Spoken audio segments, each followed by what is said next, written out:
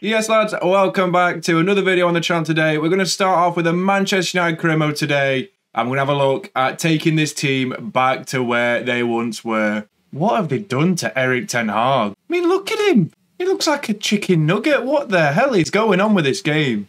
And even though I've not done a Manchester United career mode before, I'm actually really looking forward to doing it, to be fair. We have done a Juventus one and a Fulham one so far on the channel, so if you feel free to check them out and subscribe if you're not yet as well. But as you can see, I've got a red shirt on. Unfortunately, it's not a Man United shirt because I'm a Liverpool fan and that'd be disgusting. But yeah, let's get into this career mode. We've got a £206 million budget and I can't wait to get this career mode underway. Let's check the team. Oh, it's his first press conference in the Premier League. Erik Ten Haag walking through to greet the press, and that looks nothing like him. I know I've already alluded to that, but that is woeful. So this is the team that I've found upon my inspection of the club. It's not a bad team, to be fair. I mean, they've got very good depth. They've got a decent defence. I'm not sure about Shaw as the left back. I know Malaysia's coming, but again, he's a bit raw at the moment. Midfield looks all right. Eriksen, Casemiro. I think we need a new defensive midfielder, if I'm being perfectly honest. I do like Eriksen in real life, but I think there's one man on my mind who we're going to replace with him. Obviously, they've got quite a lot of good young players in and around the club. I'm going to loan out a few of them. Obviously, like Bernard, Mengi, Williams again, Palestri. I'm going to keep Garnacho. English, motherfucker, do you speak it? I'm going to keep Garnacho. That's how I pronounce it, I believe.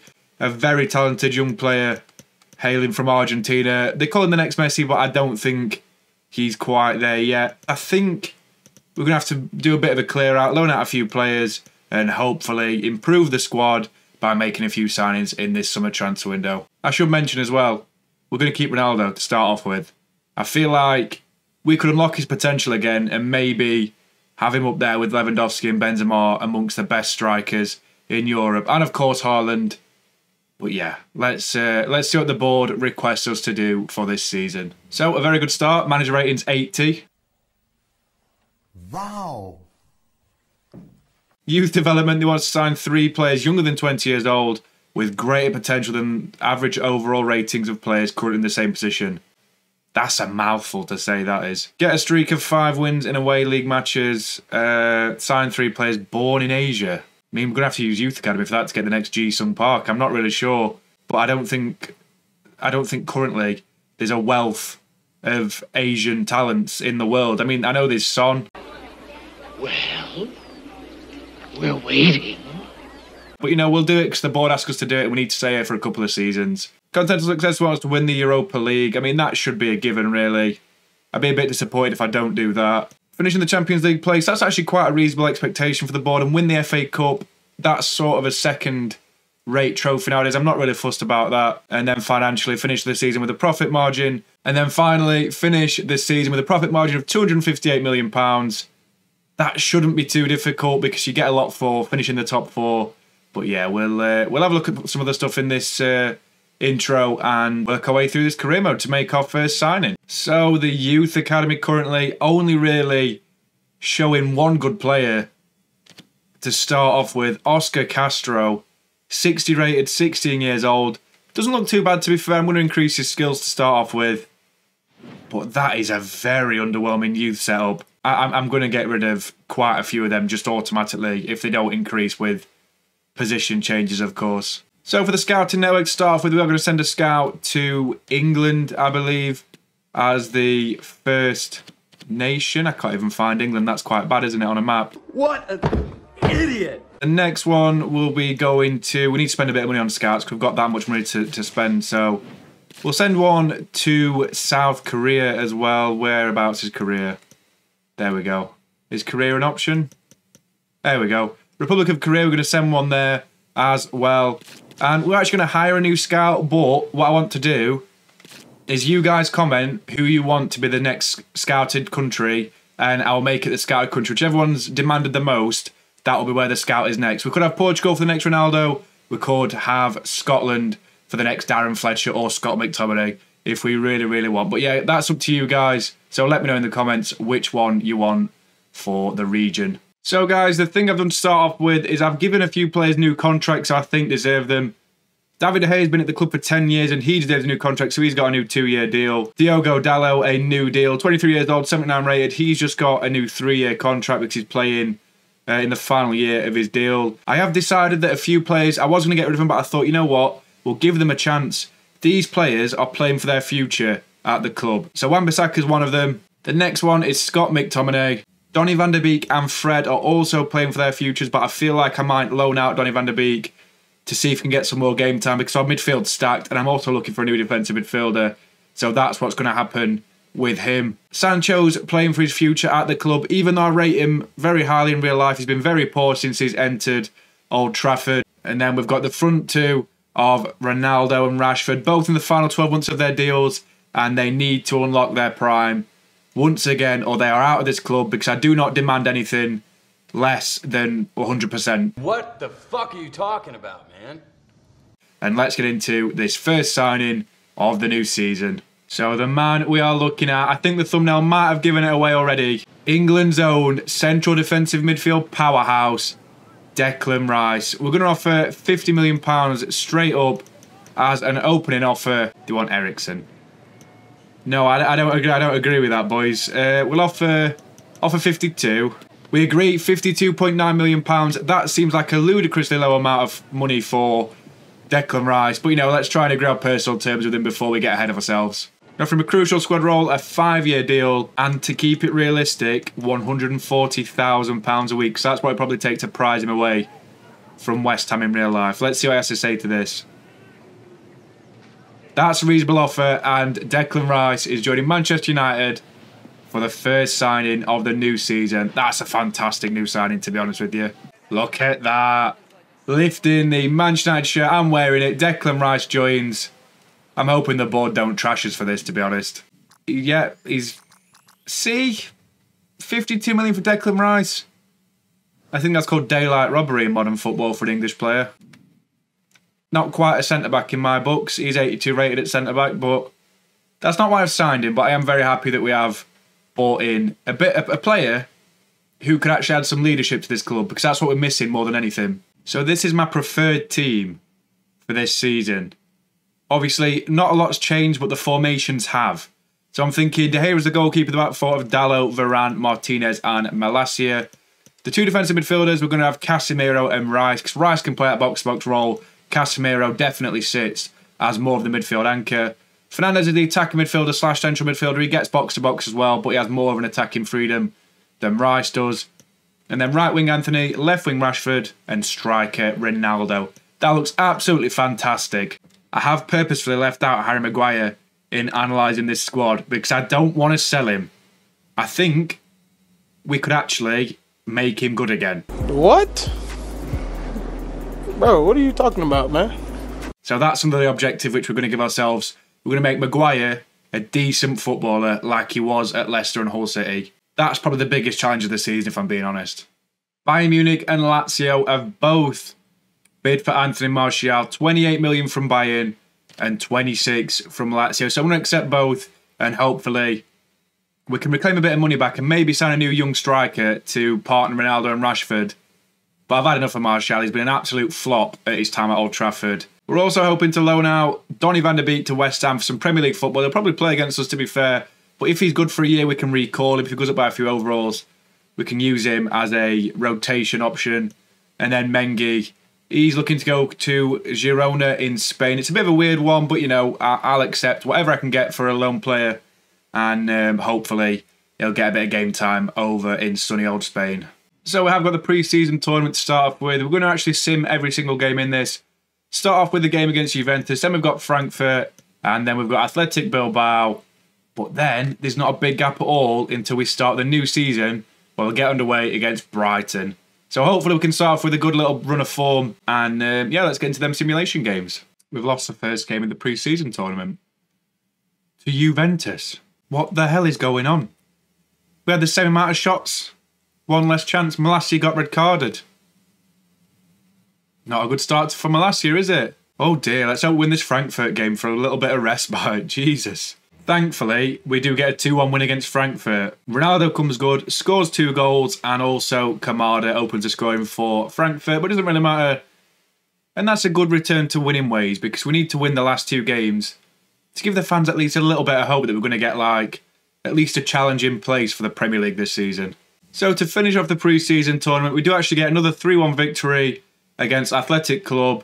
And yeah, decent game. Anthony scores, Rashford scores, and Casemiro scores. So 2 of the new signings actually open their accounts for the club, and it's a good it's a good intro to the season because we're going to sign 1 more player, but obviously we need to beat Brighton on the opening day, or it's going to be absolutely bonkers. We're going to be like they're going to be calling for the sack already, United fans. I know what they're like. So the man we're going to go for to bring as a backup striker to replace Anthony Martial is 74 rated 21-year-old Shakhtar striker Lassina Traore. We're going to offer £9 million as an opening bid, and we're going to get an F. I've already realised that. I probably should have offered a bit less, but he's valued at 9.5 on FIFA, so I sort of guessed. Do you know what I mean? I don't have a clue what you're talking about, Phil. Not a fucking clue. Here he is, holding the shirt again, just as Declan Rice did a few weeks earlier. The new signing for Man United, Lassina Traore. I'm going to get absolutely rinsed by this board. I already know it. Oh, B. Oh, decent. Great price. What's his value then? Player value 8 million, we only paid 9. You're asking for 13 million. This is all wrong. Stronger negotiation skills have saved you 1.3 million. That's a good signing in my book. Right, guys, so we are indeed here. The first game of the season, and you know what? For old time's sake, we're going to do the first press conference just to try and break down this episode. So let's see what stupid questions they ask us. Fair play. A lot of people talk about your team. They expect to qualify for the Champions League. And we will. I'm confident we're good enough. Because we are good enough. You've lost Martial and supporters. Did they think Martial's like a good player or something? Martial will be the best in the world. I don't know. Can Traore replace Martial? If he can score 4 goals a season and be lazy as hell, then yeah, he can replace him very, very well. Oh, I didn't read that question. Why are you sticking with Malacia? He needs to play games to get his form back. Played friendlies. Why are they bigging up friendlies? I'd throw the water bottle at him, to be honest, if I were in the real press conference. Let's get into the Brighton game anyway, guys. I'm bored of this now. Ladies and gentlemen, it's match day. So we are indeed at the Amex for the opening day of the Premier League season. This could prove to be a very challenging first test for these boys. So we'll see the Brighton team before we kick off. 3-4-2-1. Sanchez starts in goal. They've got Webster, Veltman and Dunk as the back 3. Gross, Moder, McAllister and Trossard as the midfield 4. With Mata, Undav and Williams as the front 3. That's a good little team, to be fair. Our team as well, we play the standard 4-3-3. De Gea in goal, the back 4 of Dalot, Varane, Martinez and Malacia. Midfield 3, Casemiro, Bruno and Declan Rice. With Anthony, Cristiano Ronaldo and Marcus Rashford leading the line. Let's win this game. Come on, Man United. Ronaldo's making a lovely run here. He's got Lewis Dunk on toast already. Can he get past the keeper as well? Ronaldo to make it 1-0. Ronaldo scores more league goals in this opening 5 minutes than he has all season. That was not very nice. Unlike Ronaldo to high-five his team. It's a good goal anyway. We're 1-0 up. Anthony, the skill merchant himself, gets past his man very nicely. A gap through the middle for Bruno Fernandes, who makes it 2. And this is a very easy start to the game.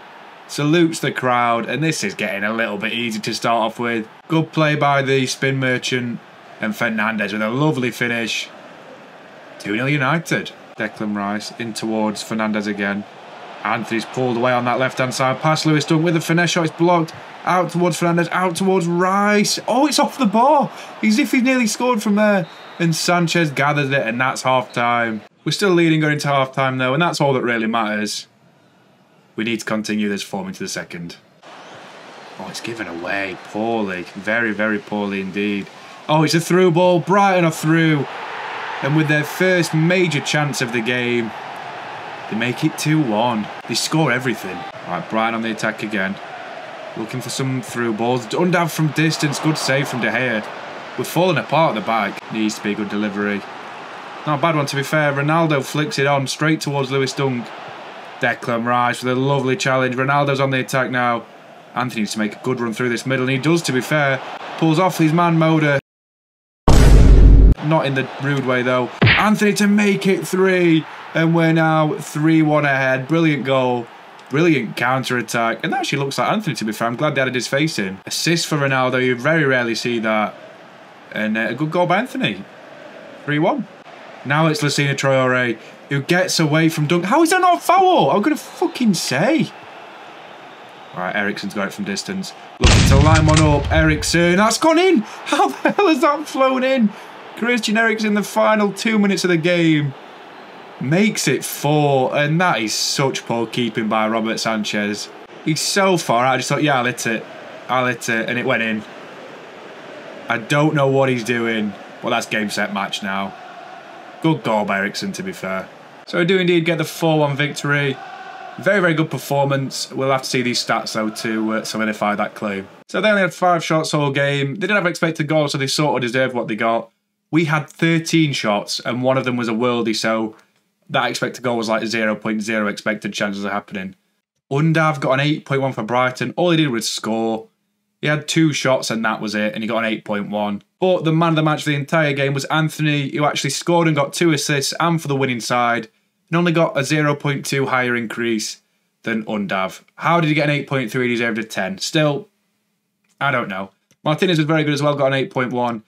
Ronaldo got a 7.9, only played about 70 minutes as well, so that's a very good result as far as I'm concerned. Let's get into this next game of this episode. So we're back in the Premier League for another big home clash against AFC Bournemouth. Let's see what we line up with for this one.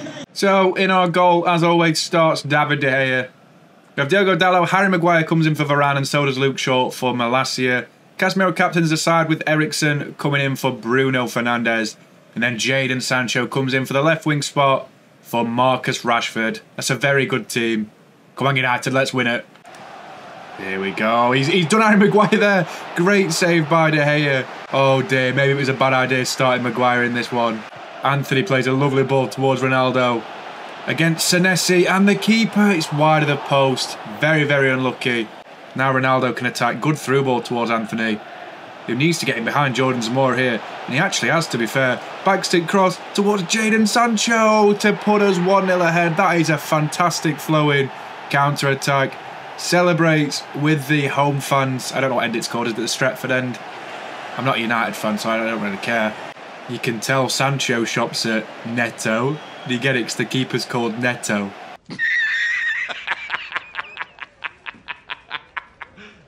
It's really funny.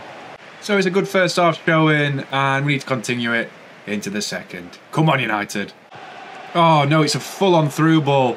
We can't get back to stop him. Dominic Solanke's through on goal. Good save by De Gea, who's now on the attack. Looking for Ronaldo, actually gets past his man Lerma on the turn.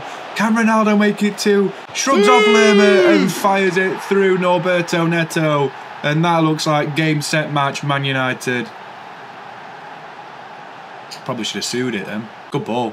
Good little bit of skill to get past Jefferson Lerma. And a great finish. 2-0.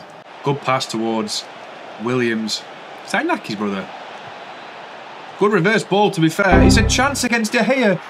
What is he doing? What is De Gea doing here?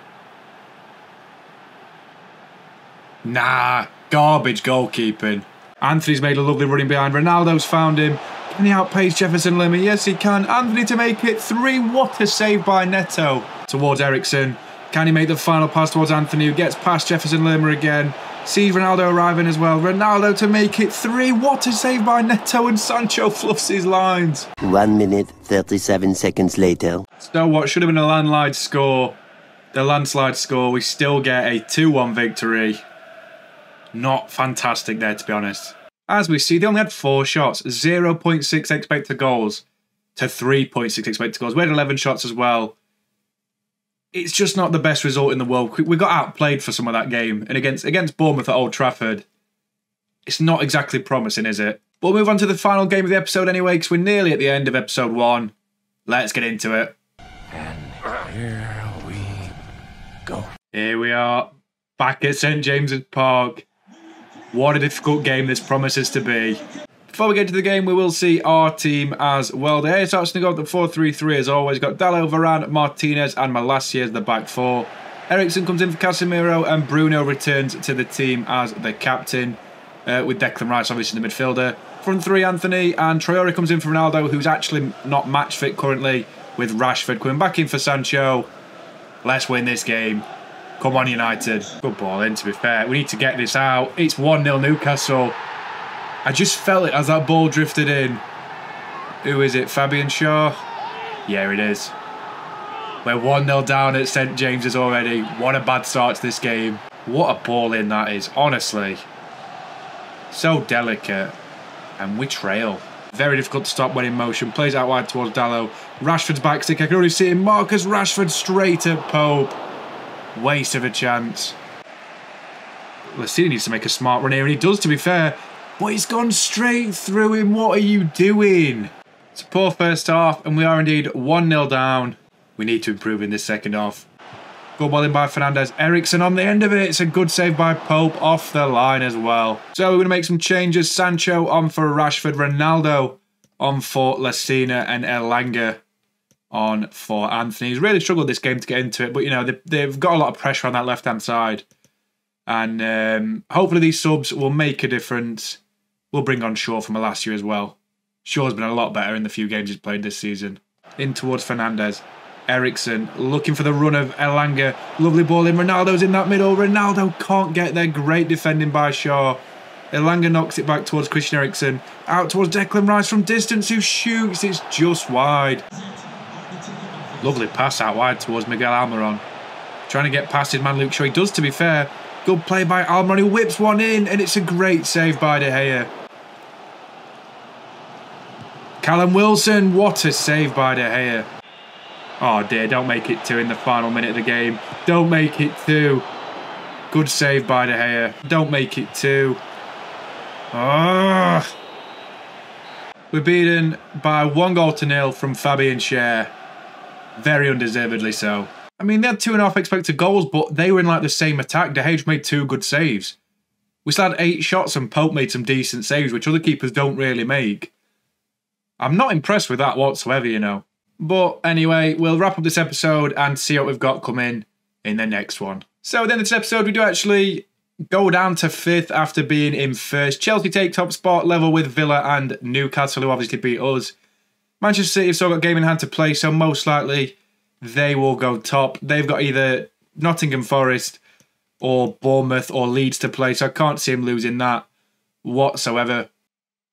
Interestingly enough, because 2 of Manchester United's Europa League teams are not in FIFA, we're actually in the same group as Portimonense, I didn't say that right, or Portuguese side, and then Sparta Prague, of course, and Real Sociedad, who they are in the group with in real life. The only team they've lost to in the group in real life. So that's not a bad group, to be fair. We'll get into that into the next episode, obviously, because we've got about 8 games to play in that as well. Because it's not necessarily always clear on what's happened with regarding the transfers. Obviously, we signed Declan Rice. We've loaned out Van der Beek back to West Ham. That was part of the Rice deal, we'll say, because that looks realistic.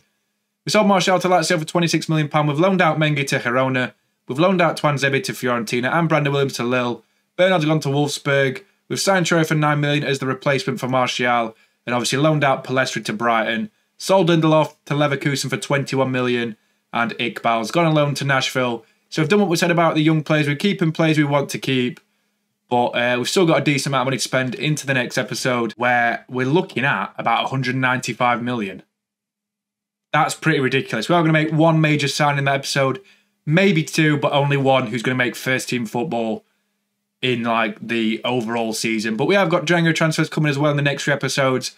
So yeah, let's get into what we've got going on into the next episode, guys. So we're going to start this next episode with a deadline day spectacular of sorts. We're going to sign a new major player, maybe a secondary player as well, maybe 2 new signings, as we've loaned out quite a few.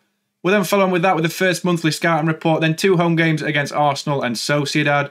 An away game against Brentford will then follow a home game in the Cup against Chelsea, followed by a back-to-back home game against Forest and an away game against Sparta Prague in the Czech Republic. Then we move on to October. We've got an away game against Chelsea, followed by another London game against Fulham to finish off the episode.